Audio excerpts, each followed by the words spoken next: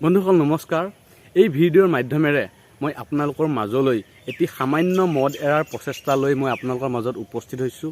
আশা কৰোঁ আপোনালোকে এই ভিডিঅ'টি চাই উপকৃত হ'ব আৰু যদি আপোনালোকে এই ভিডিঅ'টি চাই ভাল পায় তেনেহ'লে ভিডিঅ'টি লাইক কৰিব, কমেণ্ট কৰিব আৰু লগতে যদি আপোনালোকে আপোনালোকৰ বন্ধুবৰ্গৰ মাজত শ্বেয়াৰ কৰিব বিচাৰে তেনেহ'লে শ্বেয়াৰ কৰিব আৰু যদি আপোনালোকে ফেচবুক পেজত চাই আছে তেনেহ'লে ফেচবুক পেজটি যেন আপোনালোকে ফ'ল' কৰি দিয়ে আৰু লগতে যদি আপোনালোকে ইউটিউব চেনেলত চাই আছে তেনেহ'লে মোৰ ইউটিউব চেনেলটো যেন আপোনালোকে ছাবস্ক্ৰাইব কৰি দিয়ে আৰু বেছি দেৰি নকৰি আজি আমাৰ ভিডিঅ'টিৰ ফালে আমি আগুৱাই যাওঁ। বন্ধুসকল, আজি এই ভিডিঅ'টিত মই আপোনালোকক কোনো মেডিচিন খোৱাৰ কথা নকওঁ বা আৰু আন কিবা কিবি কৰিব লাগে তাৰ বিষয়ে মই নকওঁ। আমাৰ এটি সাধাৰণতে চলি থকা যিটো আমাৰ অভ্যাস, এই অভ্যাসৰ মাজেৰে আমি এই ভিডিঅ'টি লৈ যাম আৰু লগতে এই অভ্যাসখিনি যদি আপোনালোকে কৰিব পাৰে তেনেহ'লে আপোনালোকে মদ এৰাত সফলতা হ'বই, এইটো 100% গেৰাণ্টি। বন্ধুসকল, আপোনালোকে ভিডিঅ'টি যেন স্কিপ নকৰি আপোনালোকে ভিডিঅ'টি আৰম্ভণিৰ পৰা শেষলৈকে চায়, কাৰণ ইয়াত এটা এটা পইণ্ট এনেধৰণৰ আছে আপোনালোকে যদি বুজি নাপায় বা নুশুনে স্কিপ কৰি যায় তেনেহ'লে ভিডিঅ'টিত আপোনালোকে সেই বস্তুখিনি সম্পূৰ্ণ কথাখিনি আপোনালোকে বুজি নাপাব। আৰু এই মদ এৰিবৰ কাৰণে অকল মদ খোৱাজনেই নহয় আৰু ঘৰৰ সপৰিয়ালৰো ইয়াত অৰিহণা যোগাব লাগিব। কাৰণ কিয়, মদ খাওঁতাজনেৰে ক্ষতি নহয়, ঘৰৰ সপৰিয়ালৰ শান্তিৰ ভংগ হয়। বন্ধুসকল, সদায় দেখি থকা শুনি থকা এটি ঘটনা, আপুনি মদ যিমান ব্ৰাণ্ডৰেই নাখাওক আন মানুহে গম পালে চিধাই এটা কথাই ক'ব, ই মুতনি সোপা খাই আহিলেই। আৰু বন্ধুসকল, ইয়াতে আৰু এটি কথা আছে, আপুনি মদ খাব কিন্তু মদক খাব নিদিব। ইয়াৰ কথাটো আপোনালোকে ভালদৰে বুজি পাইছে? আপুনি মদক খাব কিন্তু মদক খাব নিদিব। আৰু বন্ধুসকল, আৰু এটি ডায়লগ শুনিব পোৱা যায়, মদ খাবা চুলাই, ভাত খাবা ফুলাই। ইয়াৰ তাৎপৰ্য হৈছে মদ চুলাই খাবা, মানে চুলাইৰ দাম কম, গতিকে মদ খাবা চুলাই আৰু ভাত খাবা ফুলাই। ভাত ফুলাই খোৱা মানে যদি আপুনি মদ খাই ভাত খাব নোৱাৰে তেনেহ'লে আপোনাৰ শিৰে শিৰে মদৰ যিটো নিচা, মদৰ যিটো অপকাৰিতা সেইটো আপোনাৰ শিৰাই শিৰাই গৈ আপোনাৰ শৰীৰৰ বিভিন্ন অংগত অপকাৰ সৃষ্টি কৰিব। বন্ধুসকল, যেতিয়া মদ খাই আহি ঘৰত অশান্তিৰ সৃষ্টি হয়, কিবা এটা নহ'বলগীয়া ঘটনা ঘটে, তেতিয়া মদ খাওঁতাজনে সদায় ভাবে যে আজিৰ পৰা মই মদ নাখাওঁ, মই মদ বাদ দিম। কিন্তু তাৰ সদায় খোৱাৰ যিটো টাইম, সেই টাইম হোৱাৰ লগে লগে তাৰ মনটো কিবা খেলি মেলি লাগি যায়। গতিকে সেই সময়ত সি ৰ'ব নোৱাৰে, সি আকৌ সেই মদ খাবলৈ সেই সময়তেই তেওঁ যায়েই। কিন্তু এনেকৈয়ে তেওঁ বহুতবাৰ এৰিমকৈ চেষ্টা কৰিছে, তেওঁ এৰিব পৰা নাই। কিন্তু মই আজি আপোনালোকক এনেকুৱা এটা ৰাস্তা দেখাই দিম, সেই ৰাস্তাটোত যিজনে খায় তেওঁ সম্পূৰ্ণভাৱে অৰিহণা যোগাব লাগিব আৰু তেওঁৰ যিসকল ঘৰৰ সদস্য তেওঁলোকেও বহুত অৰিহণা যোগাব লাগিব, তেতিয়াহে মদ খাওঁতাজনে মদ এৰিব পাৰিব। এই মদ খোৱাৰ কাৰণেই বহুত ঘৈণীয়েকে গিৰিয়েকক এৰি থৈ গুচি যায় আৰু বহুত ছোৱালীয়ে নিজৰ লাভাৰক এৰি দিয়ে। কিন্তু তেনে কৰিলেই জানো মদ এৰিব পাৰিব আৰু সকলো জানো সমাধান হ'ব? বন্ধুসকল, সাধাৰণতে দেখা যায় যিজন মদ খাওঁতা তেওঁক মদ এৰাবৰ কাৰণে ছাডেনলি মদ এৰাই দিয়া হয়, কিন্তু তেনে কৰিব নালাগে। কাৰণ তেনে কৰিলে কি হ'ব, যিজনে খায় তেওঁৰ মাইণ্ডটো কিবা খেলি মেলি হৈ যাব।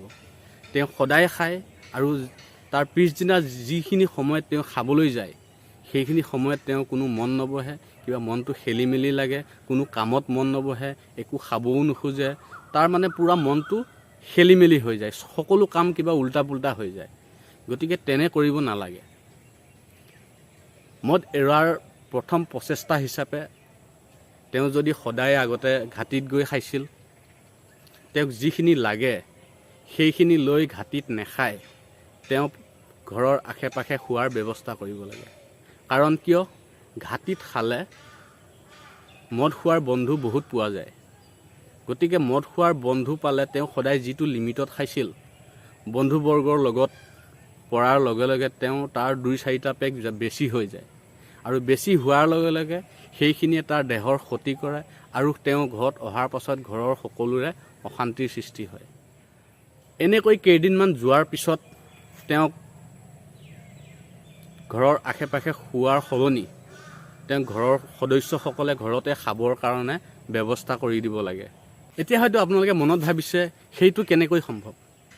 তেনেকুৱাই কৰিব লাগিব, কাৰণ কিয় ঘৰৰ সকলো সদস্যই জানে যে তেওঁ মদ খাই আহে। গতিকে তেওঁ বাহিৰত খোৱা সলনি ঘৰতেই আহি খাওক, কাৰণ বাহিৰত খোৱাৰ লগে লগে খাই বৈ ক'ত কি কৰি আহে, ক'ত পৰি হৈ আহে বা ক'ত কাজিয়া পেচাল লাগি আহে আপুনিতো নাজানে। গতিকে ঘৰত খালে ক'তো বাহিৰত যাবলগীয়া নাই, ঘৰতেই খালে আৰু ঘৰতেই খাই বৈ ভাত পানী খাই শুই থাকিল। গতিকে তেওঁ ঘৰতেই খোৱাৰ ব্যৱস্থাটো কৰি দিব লাগে। এনেকৈ কেইদিনমান যোৱাৰ পিছত তেওঁ সদায় খোৱাৰ যিটো লিমিটটো লাহে লাহে কমাই আনিব লাগে। আগতে যদি এবটল খাইছিল, তাৰপাছত 3 কোৱাৰ্টাৰ, আকৌ কেইদিনমান তেনেকৈ চলিব, 3 কোৱাৰ্টাৰকৈ চলিব, আৰু তাৰপাছত আধা বটললৈ আহিব, আৰু আধা বটললৈ অহাৰ পাছত কোৱাৰ্টাৰলৈ আহিব। তেনেকৈ আহি আহি আহি আহি তাৰ যিটো পৰিমাণ কমি যাব, আৰু কমি যোৱাৰ পিছত তেওঁক কি কৰিব লাগে, সদায় খোৱাটো বন্ধ কৰি দিব লাগে। 2 দিনৰ মূৰত তেনেকৈ কেইদিনমান চলি গৈ থাকিব, 2 দিনৰ মূৰত 2 দিনৰ মূৰত 2 দিনৰ মূৰত, এনেকৈ আৰু কেইদিনমান যোৱাৰ পাছত 2 দিনৰ মূৰত নহয়, সপ্তাহৰ মূৰত এদিন খাব দিব লাগে। এনেকৈ সপ্তাহৰ মূৰত এনেকৈ কেইদিনমান আকৌ যোৱাৰ পাছত তাৰপাছত মাহৰ মূৰত এদিন খোৱাৰ ব্যৱস্থা কৰিব লাগে। যেতিয়া মাহৰ মূৰত এদিন খোৱাৰ যিটো পৰ্যায়, সেই পৰ্যায় পোৱাৰ পাছত আপোনালোকে নিশ্চিত হওক যে তেওঁ মদ এৰিব পাৰিলে।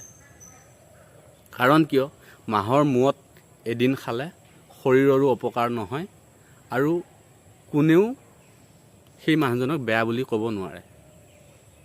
তাৰপাছত তেনেকৈ মাহৰ মূৰত খাই খাই খাই খাই তাৰপাছত যেতিয়া উৎসৱ পাৰ্বণ হয় তেতিয়া খোৱাৰ ব্যৱস্থা কৰিব লাগে। এইখিনি কৰিব যাওঁতে ঘৰৰ মানুহৰ সম্পূৰ্ণ অৰিহণা থাকিব লাগিব, ঘৰৰ মানুহে সম্পূৰ্ণ অৰিহণা যোগাব লাগিব। তেতিয়াহে সেই মদ খোৱাজনক আপোনালোকে মদ এৰাৰ পথত আপোনালোকে আনিব পাৰিব।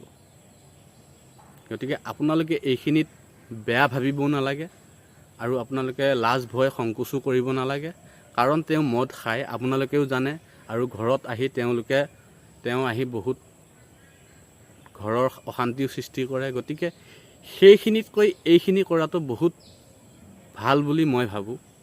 গতিকে যদি আপোনালোকে এইখিনি অভ্যাসেই কৰিব পাৰে, মদ এৰোতাজনে আৰু ঘৰৰ যিখিনি ঘৰৰ সদস্যখিনিয়ে যদি এইখিনি প্ৰচেষ্টা ল'ব পাৰে, এইখিনি অভ্যাস যদি কৰিব পাৰে, তেনেহ'লে 100% মই কৈছোঁ, কোনো মেডিচিন নোখোৱাকৈ, কোনো যাদু মন্ত্ৰ নকৰাকৈ আৰু আন বেলেগ একো কৰিব নালাগে, এই অভ্যাসখিনিতেই আপোনালোকৰ মদ সম্পূৰ্ণভাৱে এৰিব পাৰিব। গতিকে আপোনালোকৰ ভিডিঅ'টো চাই কেনে লাগিল মোক কমেণ্ট বক্সত জনাব। যদি আপোনালোকে এইখিনিলৈকে আপোনালোকে কিবা উপকৃত হৈছে, চাই যদি ভিডিঅ'টো ভাল পাইছে, তেনেহ'লে মোৰ ভিডিঅ'টি লাইক কৰিব, মোৰ চেনেলটি ছাবস্ক্ৰাইব কৰিব। যদি ফেচবুক পেজত চাই আছে তেনেহ'লে পেজটো ফ'ল' কৰি দিব, আৰু মোক এনেধৰণৰ ভিডিঅ' বনাবৰ কাৰণে আপোনালোকে যেন অৰিহণা যোগাব বুলি মই বহুত আশাবাদী। গতিকে আৰু বেছি দেৰি নকৰোঁ, আপোনালোকৰো মূল্যৱান সময় নষ্ট নকৰি আজি এই ভিডিঅ'টিৰ পৰা মই বিদায় লৈছোঁ। নমস্কাৰ।